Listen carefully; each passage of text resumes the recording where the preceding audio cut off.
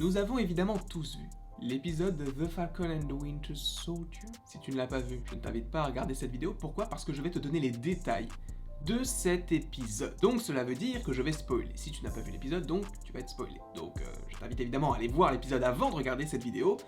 Et voilà. Je pense que l'introduction était simple et claire. On va faire comme si c'était bon. Comment allez-vous, mesdames et messieurs? Personnellement, ça va extrêmement bien. On est début d'après-midi. Je prends mon temps pour faire cette vidéo. Je viens de manger du japonais. Je suis calé, bien comme il faut. Donc, dans cette vidéo, je vais vous donner ce que j'ai analysé dans l'épisode 3. Je ne suis pas allé sur tel site ou tel site pour m'instruire, pour regarder et tout. J'ai pris tout simplement des notes en regardant la série sur mon petit Mac. Voilà.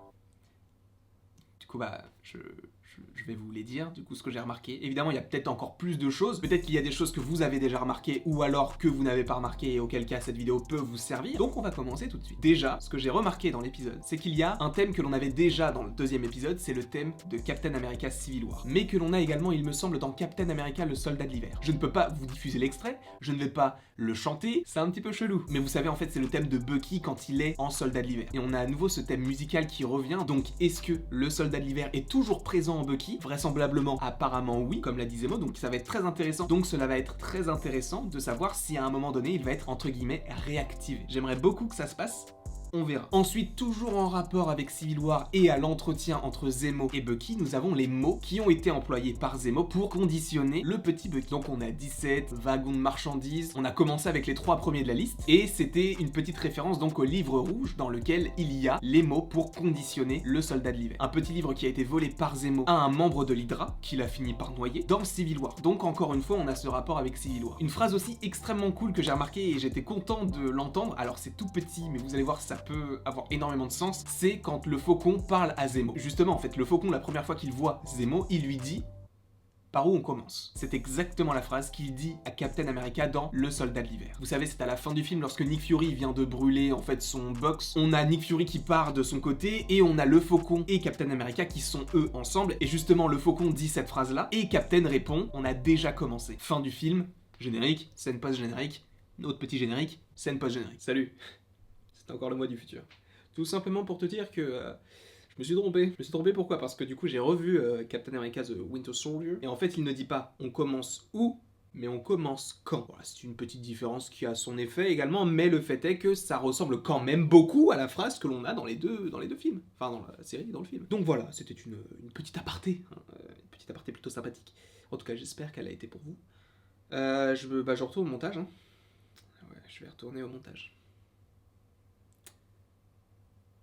Bon, il serait peut-être temps là. Mais j'ai trouvé cette petite référence extrêmement stylée et le fait est que cette série fait énormément référence à ces différents films Captain America, que ce soit Le Soldat de l'hiver ou Civil War. Un petit peu moins par rapport à The First Avenger, pourquoi? Parce que c'est un petit peu moins ancré dans la réalité puisque cela se passe dans les années 40. Même si on va faire un petit bond dans l'épisode, on parle du docteur Erskine. Et le docteur Erskine, ce n'est pas n'importe qui dans le Marvel Cinematic Universe. C'est tout simplement le docteur qui a repéré Steve Rogers et qui va lui donner les pouvoirs du super soldat, ou plutôt le sérum du super soldat qui lui donnera des pouvoirs par la suite. Donc c'est une référence assez stylée, sachant que c'est le personnage de Nagel, je ne sais pas comment ça se prononce, mais vous avez compris, donc c'est le scientifique. Et en plus du coup c'est le scientifique qui a réussi à modifier en fait le sérum du super soldat en utilisant le sang d'Azaya, donc que l'on avait déjà vu dans l'épisode précédent. Et le petit parallèle entre ce personnage et justement le personnage du docteur Erskine, j'ai trouvé assez intéressant parce que justement c'est une référence au sérum qu'il a inventé. Et justement Wilfried Nagel, c'est qui? Est-ce qu'il aurait un lien avec le docteur Erskine dans les comics? Oui, parce que d'après ce que j'ai trouvé, il a été l'un des scientifiques qui a travaillé pour ce sérum de super soldat en donnant les pouvoirs à Captain America. Et il aurait repris par la suite le flambeau du docteur Erskine, mort pendant la guerre, même si bon, on a vu le film Captain America, il est mort juste après l'expérience, mais donc il a pris le relais de la création du sérum de super soldat. Et c'est intéressant parce que ce personnage-là est utilisé dans cet épisode, à notre époque évidemment, mais pour la même chose, il recrée le sérum de super soldat. Évidemment c'est une réinterprétation, les deux personnages que sont donc Erskine et Nagel ne sont absolument pas liés par rapport au fait que dans les comics ils se connaissent, et ils ont travaillé ensemble sur le sérum. Là c'est justement Nagel qui retravaille ce sérum de super soldat, ou plutôt le sérum de super soldat qui est présent dans le sang d'Isaiah, pour en dégager les principales composantes du sérum de super soldat. Donc le parallèle est assez intéressant je trouve, et j'ai beaucoup aimé en fait. On continue justement avec les liens qui existent avec les comics, et notamment avec Smiling Tiger. Donc vous savez, dans l'épisode 3, le faucon lorsqu'il arrive à Madripoor se fait passer via Zemo pour Smiling Tiger, alias Conrad Mack. Et Smiling Tiger existe réellement dans les comics. C'était un personnage qui faisait partie d'une secte, il possède des griffes et un habit de chat, enfin...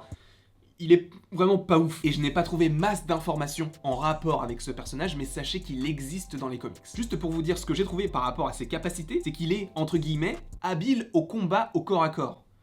C'est tout. Enfin, c'est tout. C'est déjà bien. Mais c'est tout. Ensuite, dans la continuité de cette scène-là, avec le Faucon, le Soldat de l'Hiver et Zemo qui se dirigent donc dans le bar, je ne sais plus comment il s'appelle, mais dans le Princess quelque chose.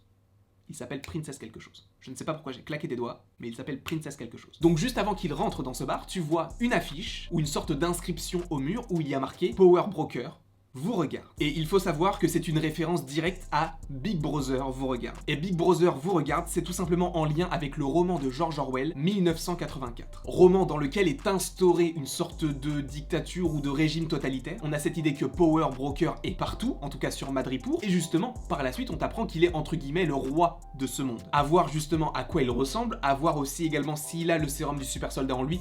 Je pense que oui, et à mon avis, il va être assez puissant. D'après l'un des scénaristes ou un des réalisateurs de l'épisode 5, il me semble, de la série, apparemment, on va bientôt découvrir un nouveau personnage que justement le réalisateur ou le scénariste aimerait bien voir en lien avec le personnage de Thor. Est-ce que ce sera pas Power Broker? Sachant que, au premier abord, ça a l'air d'être deux personnages totalement différents. Donc comment est-ce que tout cela va s'agencer? Je n'en sais rien du tout. Et est-ce qu'on verra Power Broker au fur et à mesure de la série? Je pense que oui, parce qu'on l'avait déjà évoqué lors du générique de l'épisode 1 et même dans tous les génériques, mais on savait qu'il pouvait être dans la série. On en a parlé dans l'épisode 2, et là, encore plus dans l'épisode 3, puisqu'on est à Madripoor, donc son fief. Par rapport à Power Broker, il y a beaucoup de choses qu'on peut imaginer, mais je pense qu'on le verra, et je pense que ce sera lui, l'un des grands méchants de la série. Ensuite, une toute petite référence, assez sympathique, à un moment donné, on a une musique d'Edith Piaf. Une chanson qui s'appelle Le Petit Homme. Et c'est une chanson qui date de 1946. Est-ce que ça vous avance à quelque chose? Je ne sais pas. Mais en tout cas, on entend cette musique-là. Et enfin, dernière petite référence, évidemment, et il y en a sûrement plein d'autres, mais la dernière référence que j'ai trouvée, qui était assez subtile et assez sympa à analyser, c'était justement lorsqu'ils vont tous dans la voiture de Zemo. Quand ils vont dans la voiture, tu as Bucky qui se met à l'avant et le Faucon qui se met à l'arrière. Et le Faucon lui dit « Tu ne vas pas bouger ton siège » et Bucky lui répond